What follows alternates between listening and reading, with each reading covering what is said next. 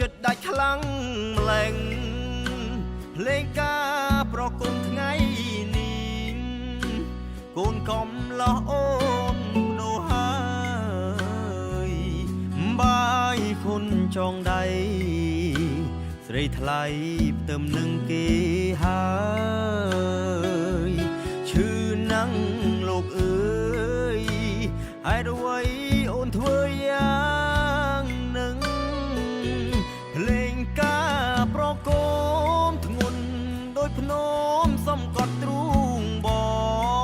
ងរឿងយើងដូចខ្សែចំណងឲ្យបងត្រូវរស់បែបណាថា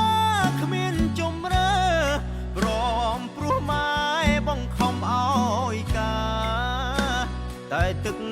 មុខអូនជីវ៉ា